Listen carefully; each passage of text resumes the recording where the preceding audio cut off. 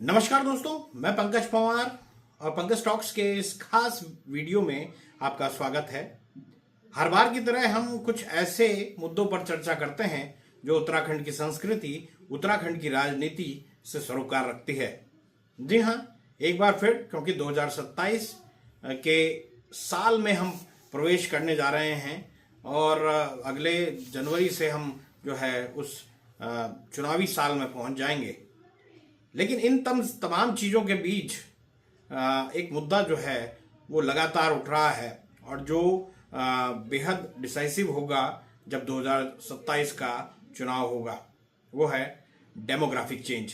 जी हाँ, उत्तराखंड में demographic change को लेकर आए दिन लगातार बात होती है और ये केवल मुख्यमंत्री ही नहीं, बीजेपी का नीचे तक का कार्यकर्ता, कांग्रेस के नीचे के कार्यकर्ता से लेकर पार्टी के बड़े लीडर, सब इन तमाम चीज़ों पर चर्चा करते हैं। डेमोग्राफिक चेंज हो रहा है, उससे क्या क्या नुकसान है, वो तमाम चीज़ें जो हैं वो बीजेपी और बीजेपी के नेता बताने की कोशिश करते हैं। तो उन तमाम चीज़ों के उलट कांग्रेस उन तमाम बातों पर सवाल खड़े करने की कोशिश करती है।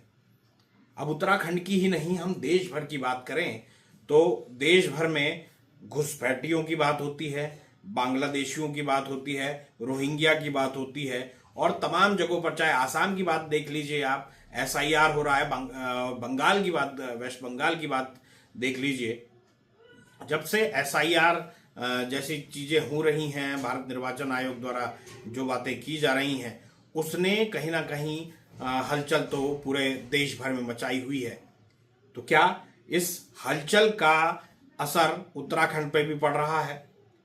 उत्तराखंड में प्रदेश की धामी सरकार लगातार जितने मदरसे हैं या फिर अवैध मदरसे हैं उन पर कार्रवाई कर रही है, अवैध मज़ारे हैं उस पर कार्रवाई कर रही है। आप लगातार देख रहे होंगे धामी का जो बुलडोज़र है वो कई जगहों पर जो है इसी तरीके की कार्रवाई करता हुआ नजर आया है।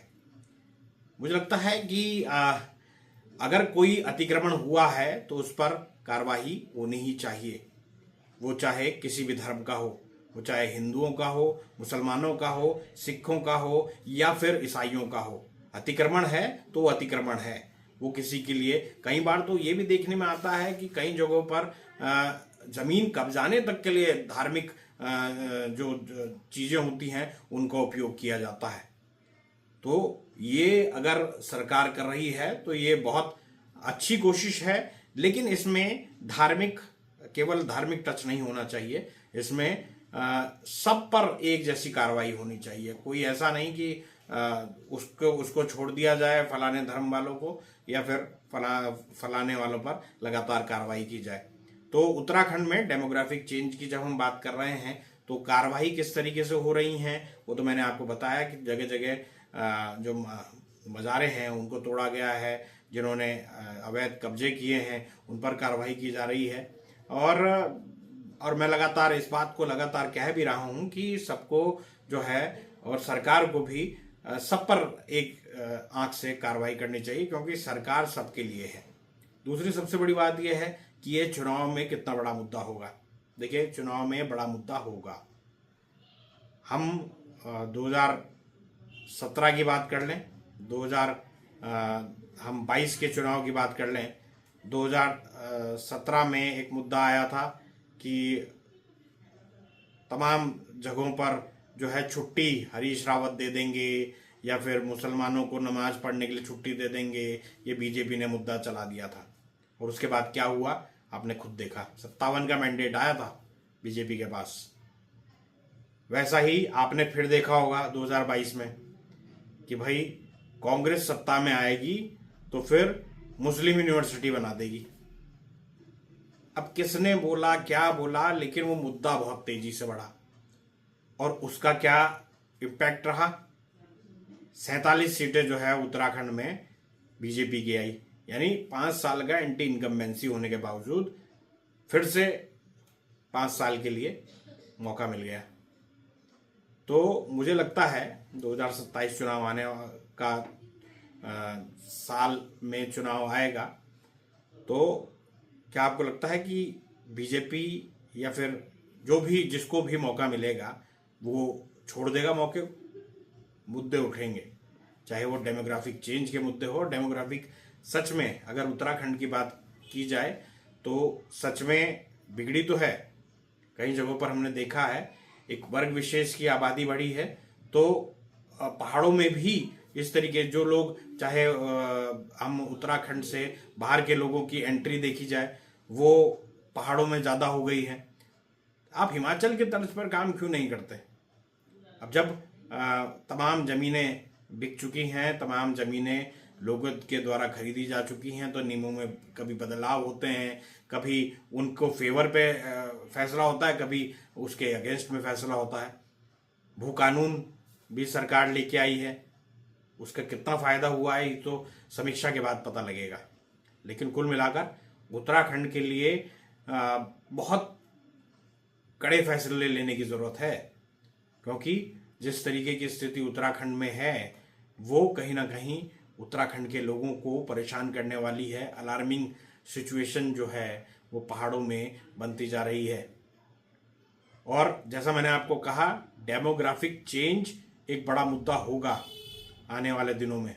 जब चुनाव जैसे जैसे पास आएगा ये मुद्दा जो है वो विकराल होता जाएगा, बड़ा होता जाएगा। आपको दिखेगा कि हर जगह डेमोग्राफिक चेंज की बातें हो रही हैं।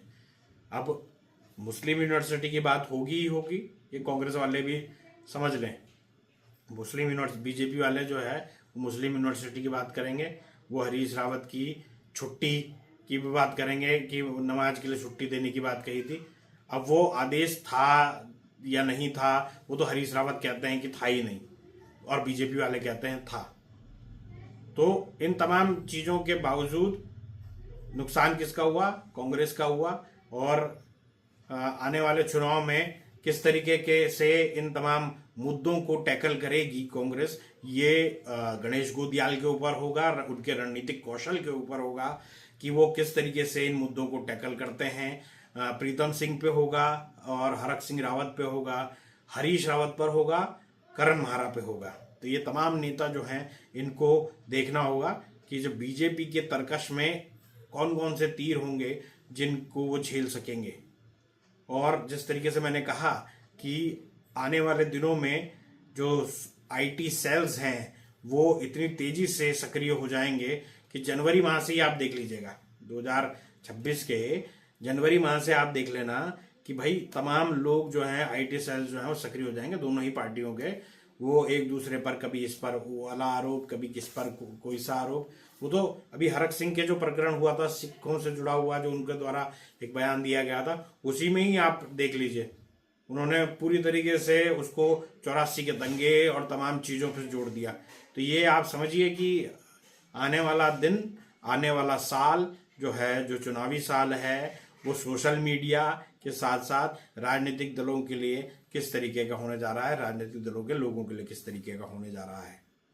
तो फिर चाहे वो डेमोग्राफिक चेंज से जुड़ा मुद्दा हो या फिर अन्य तमाम मुद्दे हों, इन तमाम मुद्दों पर 2027 के चुनाव से पहले सबकी नज़र होगी कि आखिरकार बीजेपी इन तमाम मुद्दों को किस तरीके से बनाती है।